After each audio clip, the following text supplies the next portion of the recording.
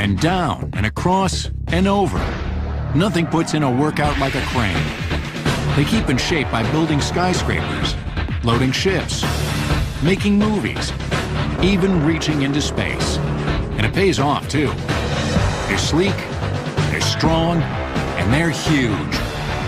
Now, cranes on Modern Marvels.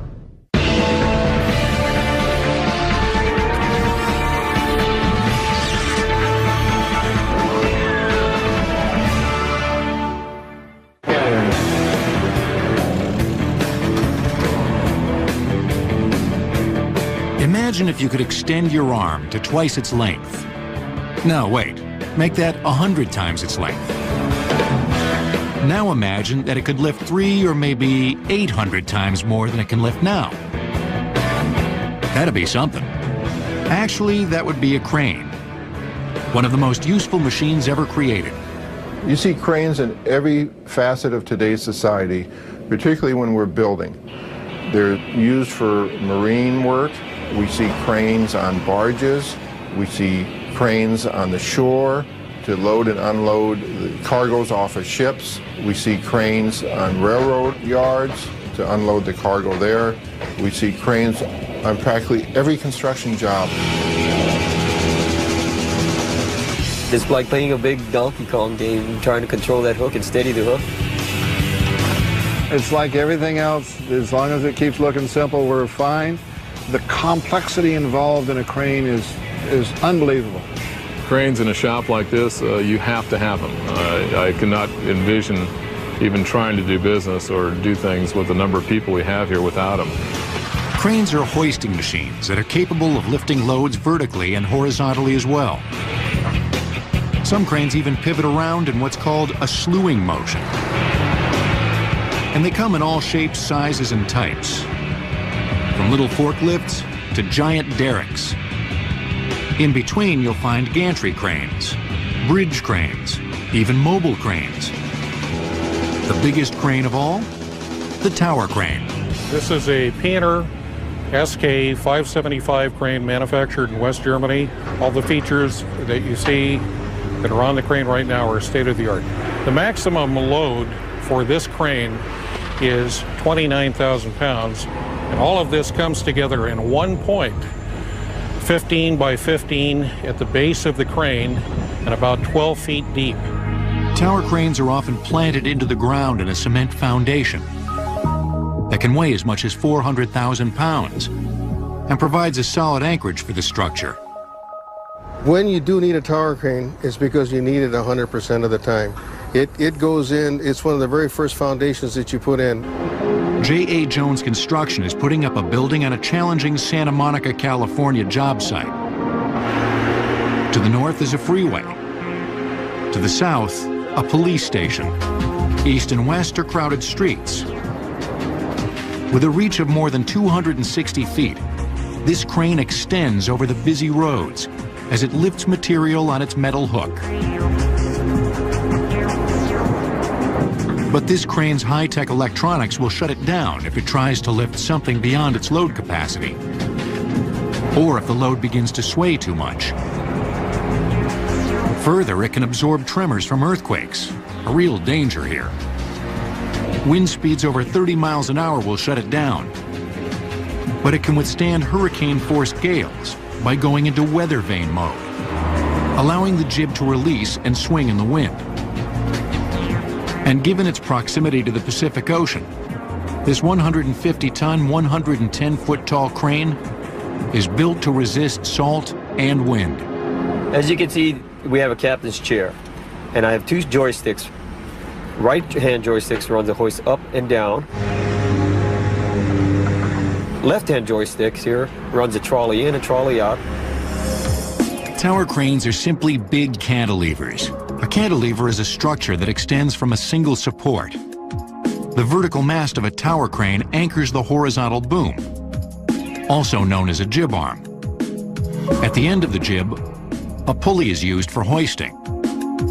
Often the pulley can slide along the jib on a trolley as the jib pivots on the mast. The jib pivots because of a slewing unit, which incorporates the jib, a machinery arm, lots of motors and electrical gear, plus the cab where the operator works. Finally, counterweights at the opposite end of the jib act as an opposing force to the jib's load. It's that simple. Only, it's not that simple at all. In fact, the controls are quite complex. It's all computerized. There's levers, there's switches. The crane operator has to be trained to operate those things. It's a matter of understanding the computer program. This is our computer right now, our screen digital readout, that it can read me the weight chart, the radius of the trolley, how far out the distance I'm at. It reads the capacity of the crane, the wind speed factor, and the percentage of my weight capacity. The computer and circuitry on this crane is almost as large as the cab. This is our main computer panel right here, the A panel. Reads out the trolley, the swing motors, and our main computer, the brain of the crane itself. As you can see, pretty high-tech stuff. Plus, it speaks German and French, in addition to English. Despite their size and complexity, cranes like this tower crane can be assembled and disassembled quickly. When the job's done, they're trucked to another site to be built anew. With the help of a portable crane on the back of a truck or tractor, the tower crane is constructed out of interconnected bars of steel, much like an erector set. Finally, the slewing unit is hoisted onto the mast. The whole process may take only a couple of days. The crane has open web members. Another name for it is lattice. And that's really the structural guts of the crane that derives its strength. So you don't need to box it in and you don't need to cover it. As long as you have your structural skeleton to make it work, that's all you really need. Tower cranes are assembled in sections when they help build very tall skyscrapers. They employ a hydraulic jacking device to hoist the jib, cab, and climbing unit up from the top of the mast, so that a new section of the crane mast can then be inserted underneath them. Theoretically, a crane could keep building indefinitely, although strength and leverage decrease as height increases. And when you're teetering on a 250-foot pile of steel toothpicks, leverage is important. Actually, if you have motion sickness and you're afraid of heights, you wouldn't belong in the seat. Cranes are hoisting maniacs. They literally pull an office building or a skyscraper up from its foundation as girders and partitions are lifted and positioned with the greatest of ease. Well, this one loads everything into the building, moves all the formwork, brings up all of the reinforcing steel for the concrete, takes the forms from one floor to the other, brings in all of the other supplies for all the other subcontractors. This crane and all the others like it do something else. They lift the economy. It's hard to quantify the impact of cranes on our economy. The construction industry represents about 10% of America's gross national product. And you cannot build without cranes, so it's a very vital part. Cranes have been helping our civilization move forward ever since we've had a civilization. Up next, ancient cranes. How early engineers may have used cranes to build the pyramids, the Colosseum, and the great cathedrals. Contractors can expect to pay as much as $20,000 per month in rental fees for a tower crane. Cranes will return on Modern Marvels. In Manitowoc, Wisconsin, they make cranes. Big cranes that travel. At over 640 feet high, their largest models rival some stationary tower cranes in their ability to lift heavy objects high off the ground. But with portability, they're in many ways more valuable. They even perform some of the same tasks. For that matter, they even assemble tower cranes. And they're designed and built right here. Engineers pretty much are the designers of our cranes. There are several people, it can be anywhere from customers to salespeople that come up with the ideas, but really it's in-house engineering that comes up with the designs. Manitowoc makes different types of portable cranes, from telescopic crawler cranes that can extend their jibs hydraulically, to boom trucks, small cranes that can travel the roadways and which sport modest telescopic booms. After the designs are approved, the next stage is manufacture. Really, it's somewhat quite simple. It starts on the far end of the facility. It comes in as raw steel. We cut, we burn on the plasma burn table. We have large weldments, small weldments that we make. All comes together in the assembly area. Once it's assembled, it comes out here to the test yard, and from there we knock it down, put it on trucks, and ship it to the customer. The advantages of a mobile crane are obvious. They can go from job to job with a minimum of site preparation. With their jibs and mast all folded up, they can transport themselves. And by deploying outriggers from their chassis to create a larger base, they can achieve suitable stability. And all you have to do to pull up the outriggers is press a button. How beautiful is that? Maybe beautiful is the wrong word. Cranes aren't designed aesthetically. They're a working tool. You think of them like a mule. They're there to do work. They're not an architectural feature of anything because they're temporary. They're not going to stay there. So the only time you're going to see them is during the transitional period of construction. True, they're a little awkward looking, but for something still in its awkward stage, the crane has been around for an awfully long time. In fact, no one really knows when they were first used. But they were almost certainly employed when man began using large stones for construction, roughly 4,500 years ago. For example, to move the 5,000-pound stones that make up the pyramids of Giza. Early cranes used pulleys. A pulley is a wheel, sometimes grooved, that employs a rope to convey energy. When a pulley is connected by an axle to a frame or block, which in turn is connected by a rope to other pulleys, it creates a block and tackle. Now you have mechanical advantage. Mechanical advantage results when a fixed amount of force, for example, the force exerted by a single man, is increased many times through the application of simple mechanisms like the pulley. It all depends on a simple-looking physics formula. Work equals force times distance. In this case, rope is used to move a 200-pound object 2 feet. Employing a pulley, the effort exerted by the man is only 100 pounds. But the distance pulled is 4 feet of rope. The more pulleys, the greater the mechanical advantage. Cranes had a very slow evolution. It's hard for us to trace it because there was really no documents of it, and of course there was no pictures other than maybe some paintings, and cranes weren't a favorite topic of painters. Sometimes the best evidence of an ancient crane is the end result of its effort.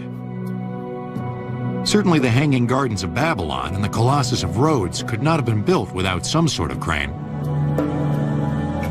But clues like this image of a crane being used to construct the Colosseum in Rome, found on the tombstone of one of the contractors, explicitly show that cranes were employed by the ancients.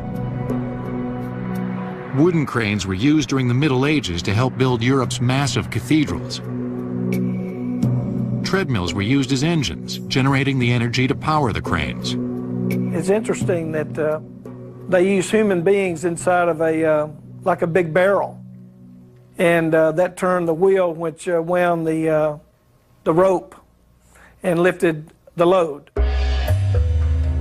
During the later Middle Ages, early tower cranes like this one were being designed by Leonardo da Vinci. This particular example may even be the first mobile crane ever built. By the mid-17th century, wooden cranes were a familiar sight at construction projects, such as this one in Paris, building the Royal Bridge. But during the 19th century, a new building material would revolutionize the role of the crane. With the advent of mass-produced steel in the late 1800s, that just opened the door for cranes because we found a new building material, and with that we were able to increase our structures a great deal. We took a quantum leap. Steel allowed engineers to reach new heights, both artistic and altitudinal. Steel structures like the Eiffel Tower,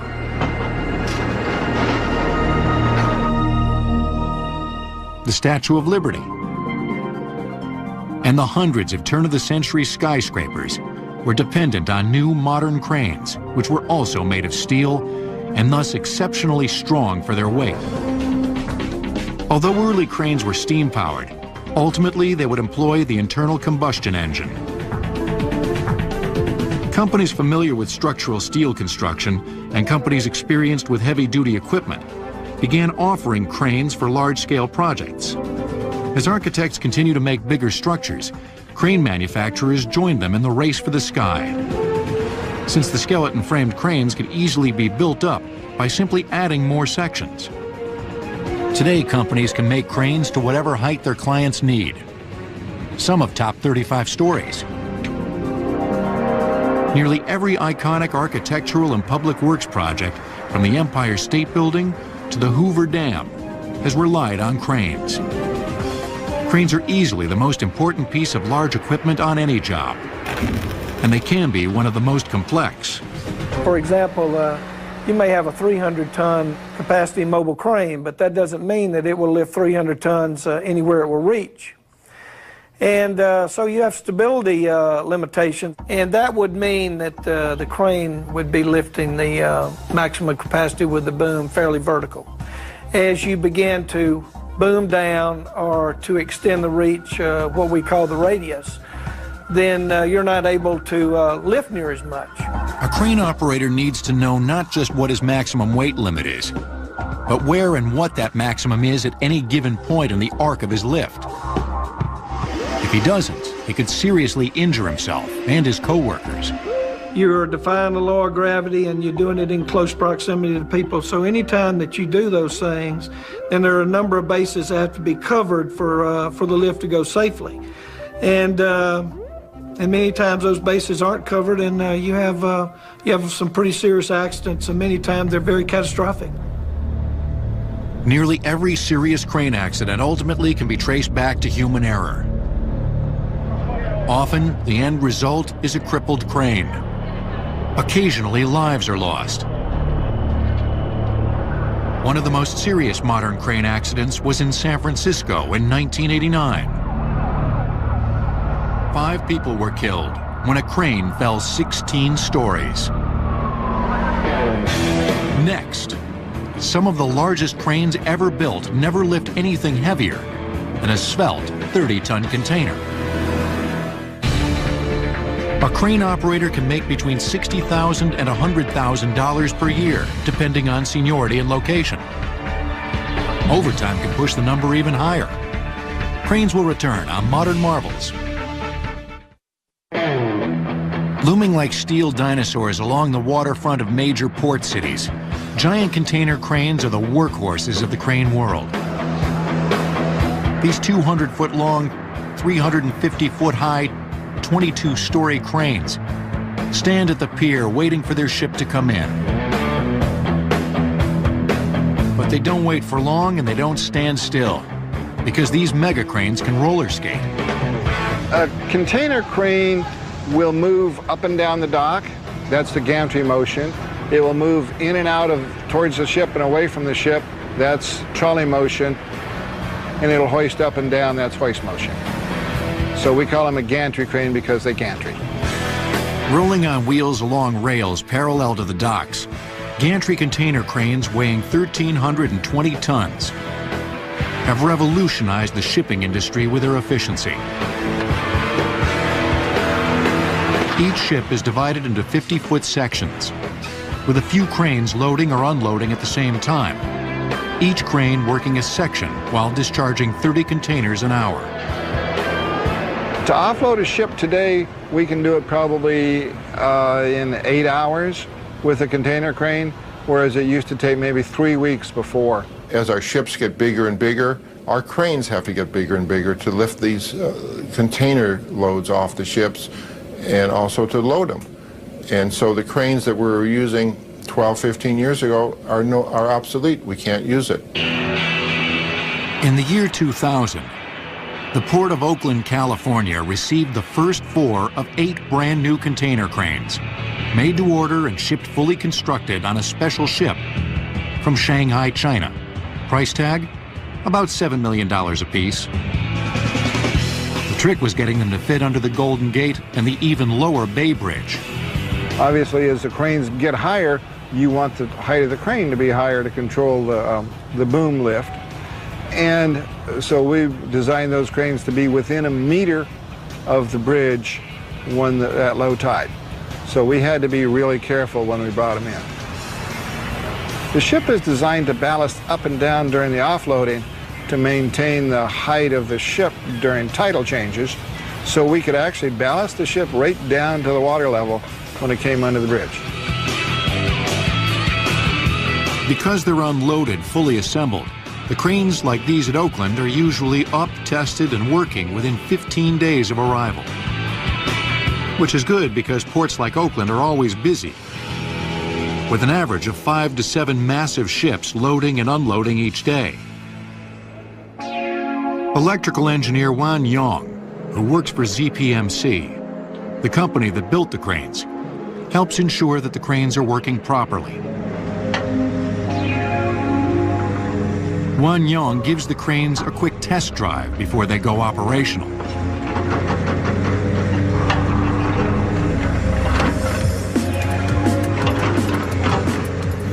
He helped design and install the systems that coordinate the 20 computers on this crane.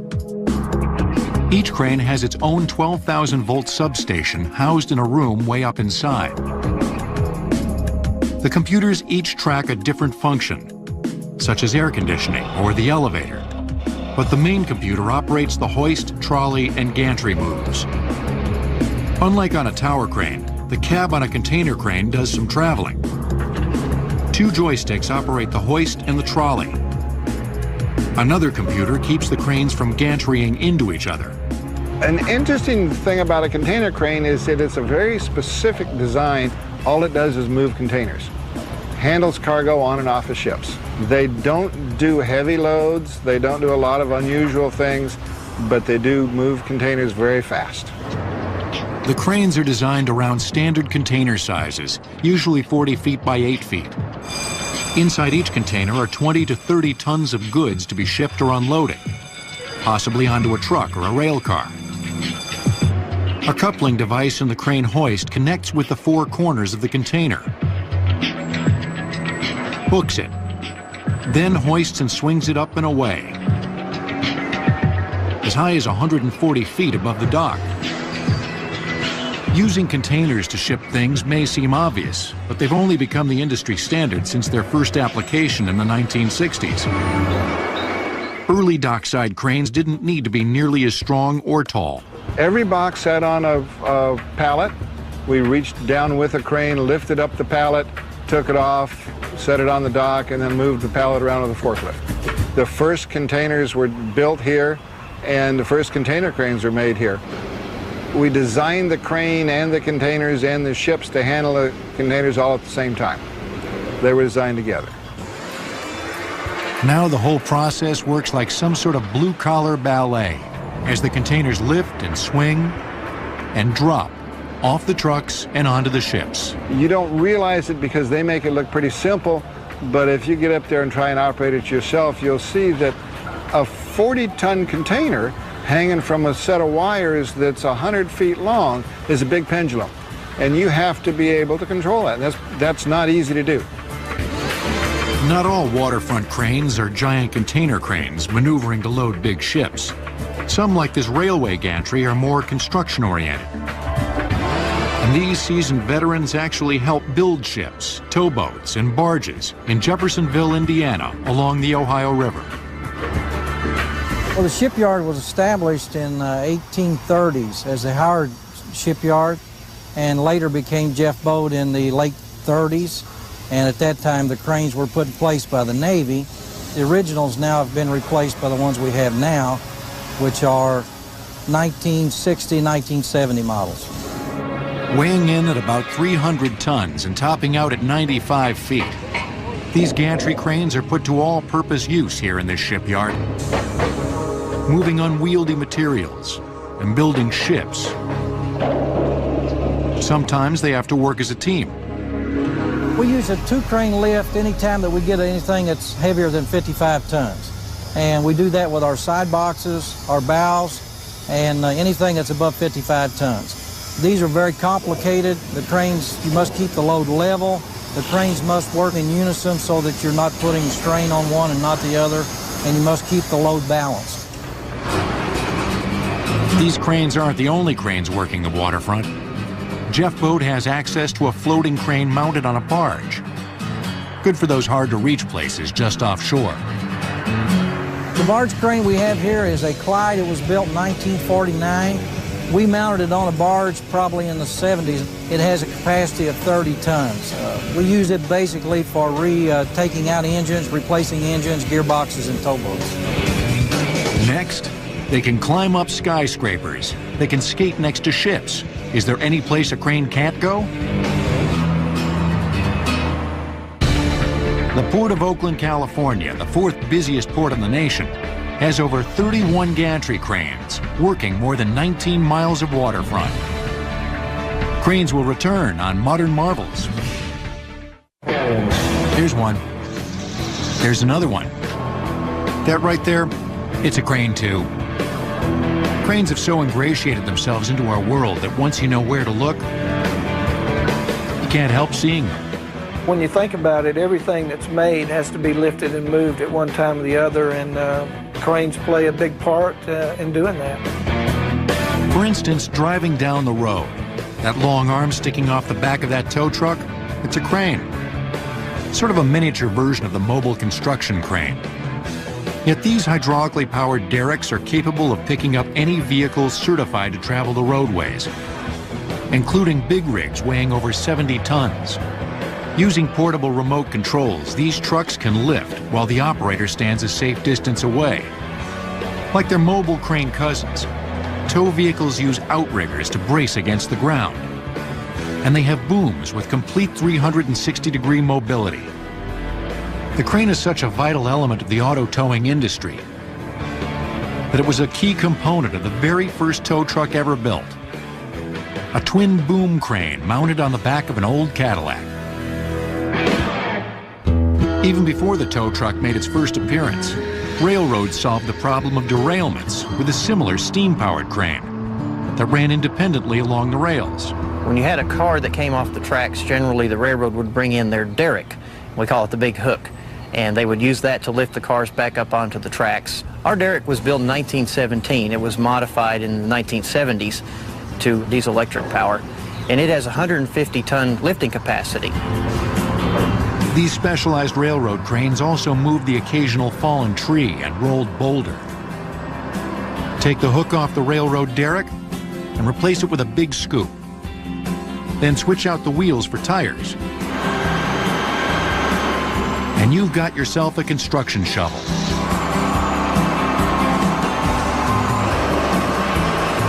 Remove the tracks off the shovel, stick the crane on a barge, and you've got a drag line or dredge. These giant machines help scoop out canal bottoms and maintain ports. And their floating platforms enable them to reach places only a vessel can go. Another application is what we call a clamshell, which most kids are familiar with it because when they play arcade games, one of the arcade games is you have this crane with a big clamshell on it to go and pick up a toy.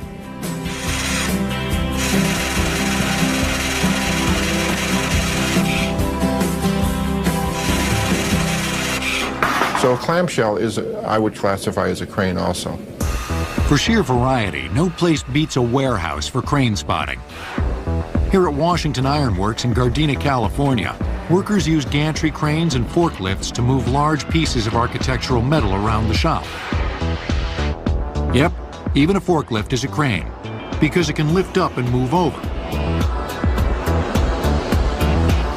But look closer. The very walls and ceiling of this shop have cranes.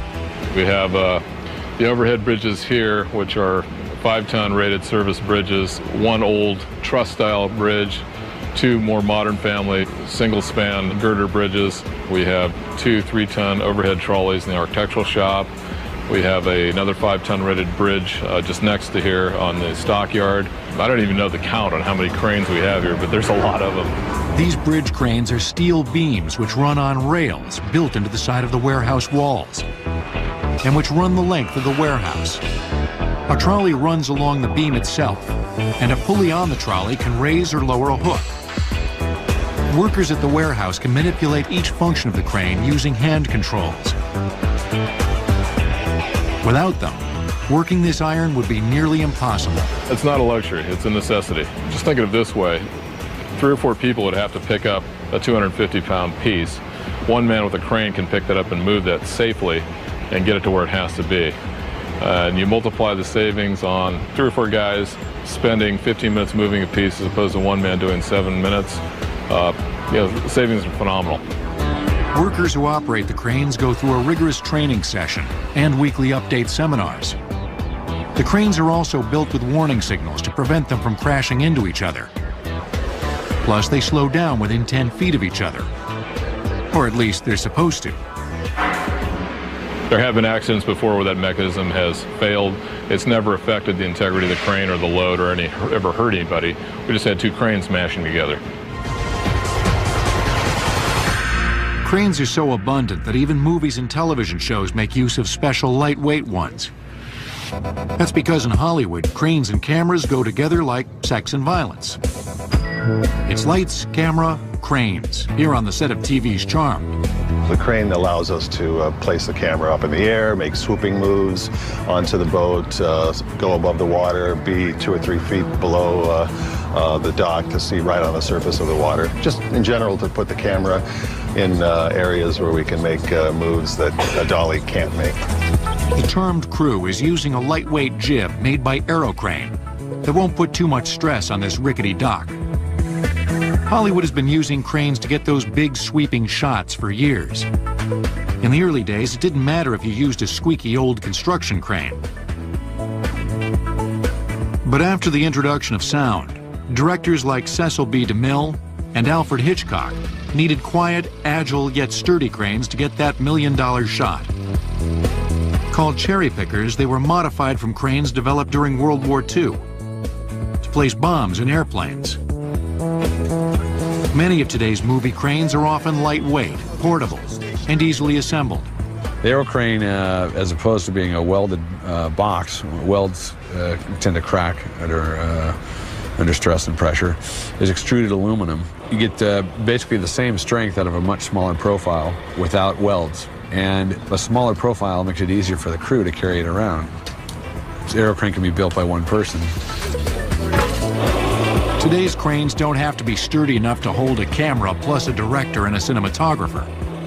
With omnidirectional remote capabilities and video monitors included, all you need to do is stick the camera on the end and make the magic happen. Cranes give the directors much more versatility in filmmaking. As opposed to just a couple of talking heads, the director can take the audience from being intimate in a conversation between 2 people, pan back, give the audience a view of what they're looking at, also change their perspective. They're no longer at the table, they're a fly on the wall. Next, cranes go from being a fly on the wall to a bird in the tree, as one group of scientists plant a tower crane in the middle of the woods. Plus, another group of scientists have launched cranes into space. At this very moment, one is clinging to the International Space Station. The largest single bucket digging machine ever made was over 222 feet tall and could hold 220 cubic yards of material. This crane, called Big Muskie, was scrapped in 1999 after 22 years of service. Cranes will return on Modern Marvels. Cranes continue to find plenty of use here on Earth, and clearly not just at the familiar construction site or deep water port.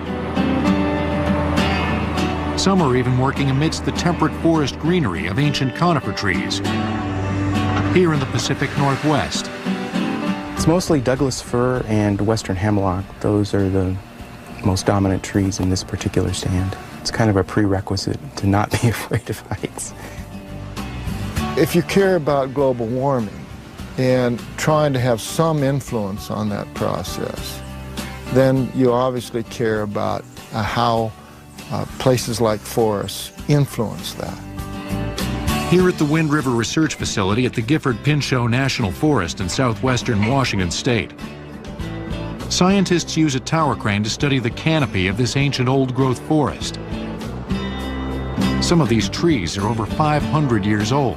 The crane is extraordinary because it allows you to take very heavy equipment up through the canopy. You can work anywhere within that three-dimensional space of the crane, which is about 6 acres, that isn't occupied by something solid. And it allows you to take very heavy equipment, various kinds of sensors and gases and things like that, into these tree canopies, which you would not be able to do otherwise. Erected in 1995, the Wind River Canopy Crane tops out at 250 feet, or 25 stories high. The only canopy crane in North America, it is also the tallest canopy crane among the half dozen in the world. It lifts researchers as high as 220 feet, allowing them to conduct experiments in the trees, winter, summer, rain, or shine. What we're doing today is we're getting an indirect measurement of transpiration, that is loss of water vapor from the needles of these conifer trees, with a device called a porometer. They are also determining the amount of water tension on columns of water within each tree as it pulls moisture up like a straw from its roots and out through pores on those topmost needles. These scientists are toppling long-held beliefs about old-growth forests. For instance, these ancient Douglas firs and hemlocks are absorbing more carbon dioxide than a young forest does. This forest literally breathes, and when the sun comes up in the morning, there's an initial burp of CO2 that's been moving up through the stand all night long. Then, of course, all day long, it's taking up the CO2 as photosynthesis kicks in. One of the great advantages of canopy cranes, at least for tree physiologists like us, is that they allow us to study trees as whole organisms and to try to understand how they coordinate and integrate their activities, because previously all we could do would be to access a small portion of the tree. The U.S. Forest Service Northwest Research Station, in conjunction with Gifford-Pinchot National Forest and the University of Washington, coordinates as many as 30 research projects at any given time here at the crane. But the man who deftly places these scientists in the canopy is Mark Creighton. This crane uses 3 basic controls, 3 functions, and those would be slewing motion, as in a swing, trolley, which allows our basket to go in and out, and then we also have a hoist, which allows the basket to go up and down. And what we have here is a 3D readout, which is unique to tower cranes for the most part.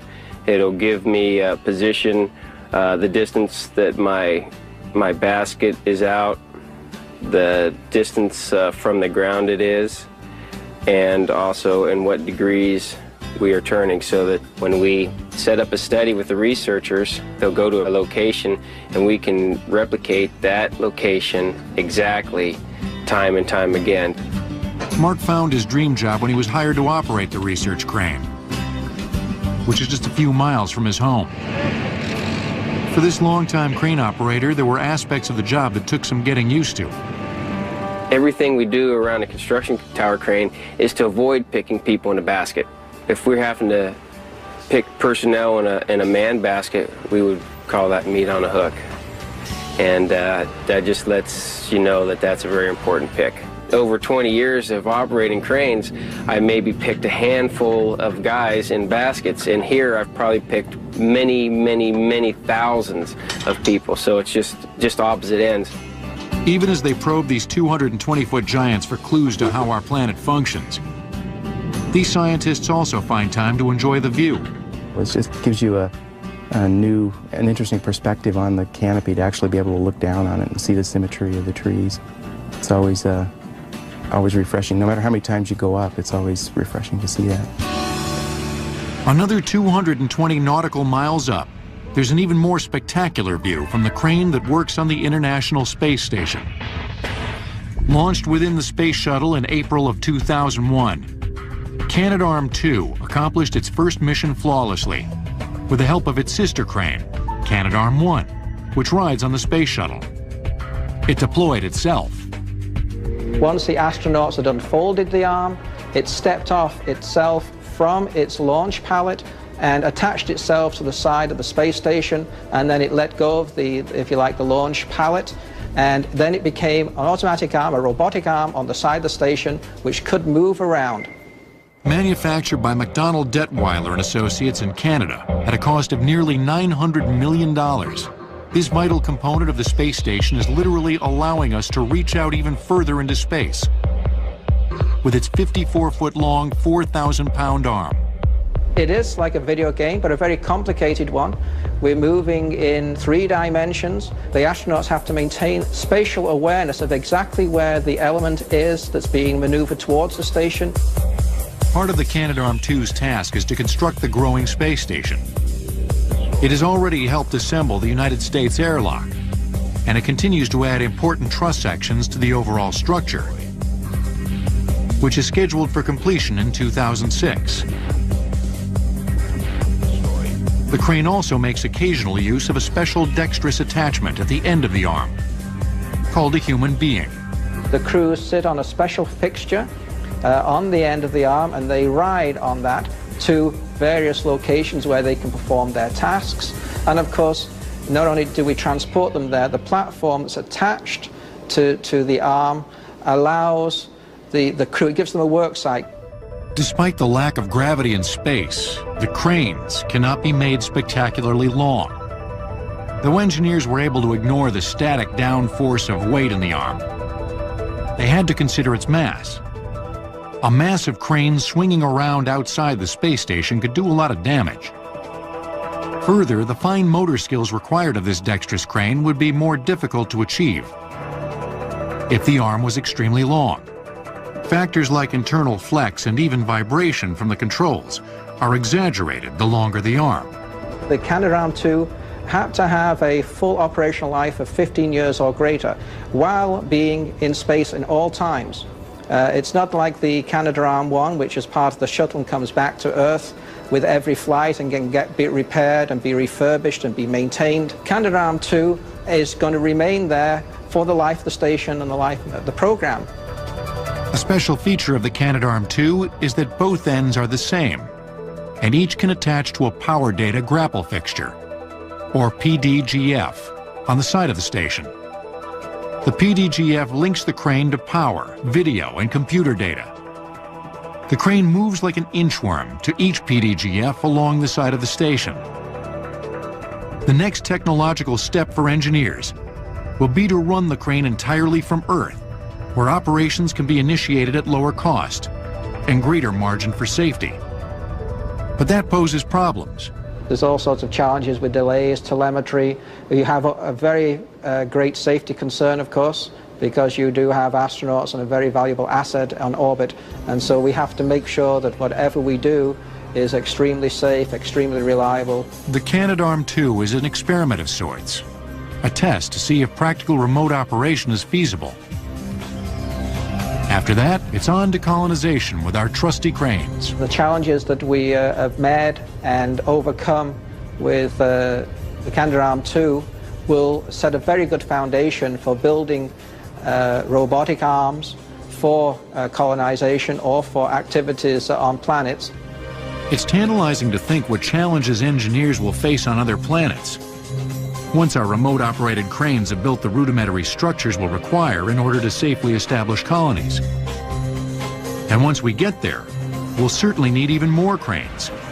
They'll be cousins to the ones we'll continue to use here on Earth. And they'll be just as indispensable, always ready to give us the lift we need, no matter what planet we happen to inhabit.